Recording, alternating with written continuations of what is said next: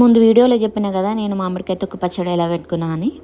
మా చెట్టువే మ్యాంగోస్ మొత్తం తెంపారు కాయలన్నీ. కొన్ని మాకు కొన్ని మా బావ వాళ్ళకి. ఈసారి ఎక్కువ కాయలేదు బట్ తెంపినాం మొత్తం ఒకసారి.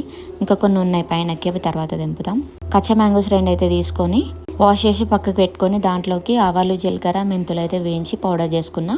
దాంట్లోనే కొంచెం ఉప్పు 6 స్పూన్స్ వేసిన, కారం 3 స్పూన్స్ వేసిన. ఒక మ్యాంగోని ముక్కలు కట్ చేసిన ఒక మ్యాంగోని అయితే ఇట్లా పచ్చడిలాగా పేస్ట్ లాగా వేసుకున్నా. అన్నీ ఒక దాంట్లో అయితే ఇట్లా మిక్స్ చేస్తున్నాం. ఒక వెల్లుల్లి సగం దంచుకున్న, సగం ఉల్చుకొని డైరెక్ట్ అయితే వేసిన.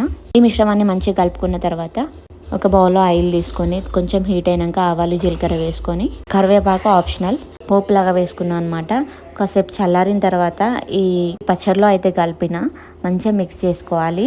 అబ్బా కలిపేటప్పుడు అయితే ఎంత మంచి స్మెల్ వచ్చిందంటే, ఇక పెద్దవాళ్ళు మామిడికాయ పచ్చడి పెట్టంగా వస్తుంది చూడండి, అలాంటి స్మెల్. వెంటనే అన్నంలో తినేసిన.